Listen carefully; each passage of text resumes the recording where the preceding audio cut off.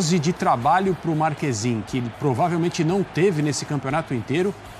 Uma daquelas situações num jogo de futebol que, pelo que estava acontecendo, todo mundo vendo a partida pensou: ou o Palmeiras vai fazer um gol, enquanto a gente continua vendo cenas do primeiro tempo, esse gol foi anulado corretamente por impedimento, mas todo mundo que via a partida falava: ou o Palmeiras vai fazer um gol, ou esse jogo vai ficar na história como uma dessas ocorrências do futebol em que o volume, o desempenho, a quantidade de oportunidades, infelizmente, para o time que teve tudo isso, não levaram a uma vitória, a uma mexida no placar.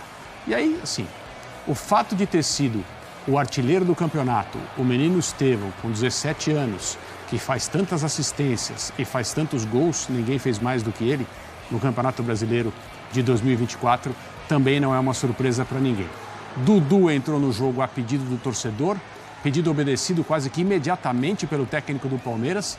O Allianz pediu Dudu, o Dudu entrou, a jogada dele cortando da esquerda para o centro para bater no gol foi metade do gol, porque o Marquezin soltou no pé do Estevão, que só teve o trabalho de tocar na bola e dar ao Palmeiras um gol que faz com que essa diferença, momentaneamente pelo menos, fique em 3 pontos. É claro que o Botafogo ainda vai jogar, mas o Palmeiras não podia desperdiçar os 3 pontos hoje, especialmente depois do que fez nesses 25 minutos durante o segundo tempo. A quantidade de gols perdidos, né? Essa do Gomes foi uma das mais impressionantes.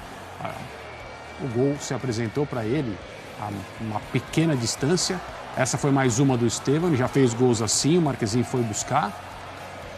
Outras oportunidades foram criadas porque a bola não saía. Estevão dominando na meia-lua e batendo na trave. A facilidade com que ele domina, né? E aí o Dudu, parece fácil. Aí é o lance do gol. Ele pedala e bate. A bola procura o Estevão. Vacilo do Reinaldo ou não? Não sei se dá para dizer assim. Muitos vacilos foram cometidos defensivamente pelo Grêmio nesse período do segundo tempo até o gol sair, porque esse gol poderia ter acontecido em outras jogadas. E imediatamente após o gol, o Renato faz 3 substituições. Ele estava preparando 2, acabou fazendo 3. É aquela situação de um time que aparentemente está muito satisfeito com o 0-0 fora de casa, muito tranquilo, querendo que o tempo passe mais rápido, isso não acontece. Leva um gol, quer mudar tudo. O gol foi à altura dos 30 minutos. O Grêmio não conseguiu fazer nada depois disso. E no primeiro tempo a gente já viu o Marquezin demorando para levantar, fazendo uma cera, né? O Grêmio teve uma boa chance no primeiro tempo. Uma bola que o Murilo corta do Vila Sante bem no começo ali. E depois, no segundo tempo, mais 2 boas chances no contra-ataque. Mas foi um massacre de chutes a gol, de tentativas como essa aí. Passou raspando o gol do Marquezin, essa chance. E, mais uma vez, o Estevão aparecendo, realmente uma atuação de gala, mais no segundo tempo, do garoto muito bom de bola do Palmeiras, que está com malas prontas, como se diz, para ir jogar pelo Chelsea, mas não joga o próximo jogo contra o Bahia, porque na comemoração foi na arquibancada e ele sabia que não podia. Bom, e tudo isso que a gente viu, esse massacre no segundo tempo, teve vaia no intervalo. O torcedor reclamando que o Palmeiras está com muita folga e que o brasileiro é obrigação, que a gente vai ouvir daqui a pouquinho. Mas a posse de bola, no final das contas, ficou muito maior do Palmeiras, 62% contra 38% do Grêmio, 33 contra 6 em finalizações, 33, 14 certas. O Marquezin trabalhou bastante, uma só do Grêmio, grandes chances 5-3, ações na área rival 51-14. O Palmeiras teve 49 bolas recuperadas contra 32 do Grêmio. Os números dizem muito do que foi o jogo, André. Os números podem mostrar tudo isso e o placar ser ao contrário, né? O placar ser uma vitória do Grêmio, o futebol permite isso. Jogos volta e meia acontecem aí com 65%, 70% de posse para um time, 15-2 em finalizações, 0-0, 1-1. Ou o time que teve todo esse volume ofensivo não conseguiu marcar e perdeu. Na maioria das vezes, é claro, quem joga, quem trabalha, quem procura, quem tem chances, quem perde gols, quem tenta, insiste, não para, acaba encontrando a sua recompensa. O Palmeiras encontrou hoje nos pés do seu menino milagroso. Esse rapaz eu ia falar moleque, pode parecer desrespeitoso, né? É claro que não seria da minha parte, mas esse menino é realmente uma coisa muito diferente no nosso futebol. O Palmeiras já o trata como o craque do time, os jogadores, os companheiros dele agem assim e é perfeitamente apropriado que o façam. Hoje ele tentou de todos os jeitos no segundo tempo e conseguiu num rebote. Normalmente é o gol que o centroavante faz, né? Ele aparece em todos os lugares no campo de ataque e dá um jeito de marcar. Já que falamos do Estevão, põe na tela números do menino, do garoto. Menino milagroso. 17 anos, né? Ontem a gente falava que ele tem quase metade da idade do Bright White, que tem 33. A gente comparou as possibilidades dos dois decidirem o jogo, né? E acabou que realmente o brasileiro fez muito mais que o dinamarquês do Grêmio. E com metade da idade, né? Então, olha, o que é isso? 20 participações em gols do Estevão. O Pedro, é verdade que está contundido, mas teve 16, o Pedro do Flamengo. O Hulk do Galo teve 14, Lucas Moura do São Paulo 13, empatado com o Yuri Alberto do Corinthians também 13, o Alejandro do Vitória e o Rodrigo Garro do Corinthians. O Estevão é o artilheiro do campeonato e também é o garçom principal deste torneio. Eu vou pedir para a nossa produção, se é possível, não está combinado exatamente isso, a gente pode ouvir o intervalo quando a torcida canta e vaia. Sim. E aí a gente fala mais sobre esse Palmeiras. Ó.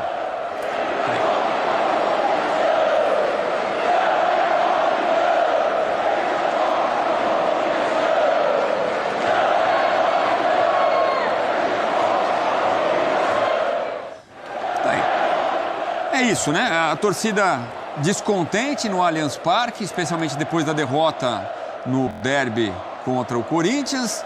No outro jogo foi um empate contra o Fortaleza. O torcedor viu a distância aumentando demais para o Botafogo, mas agora caiu. O segundo tempo mudou e aí só tivemos aplausos para o Palmeiras. E a diferença caiu para 3 pontos, André.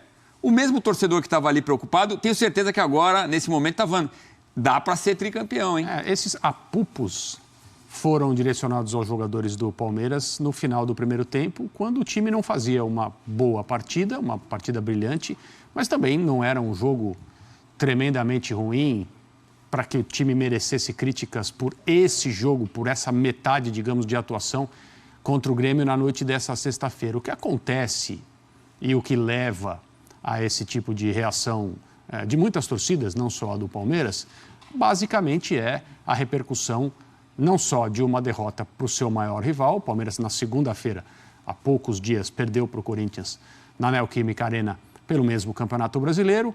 No dia seguinte, o Botafogo venceu o Vasco, a diferença foi para 6 pontos, o título ficou muito mais difícil, o torcedor está descontente. É esse torcedor mal acostumado, entre aspas, com uma era de conquistas em praticamente todas as temporadas.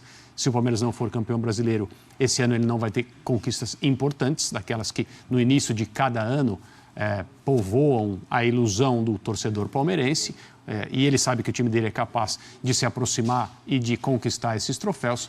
Em 2024, se não for campeão brasileiro, e seria mais uma vez campeão brasileiro, tricampeão, vai ser uma temporada diferente das últimas.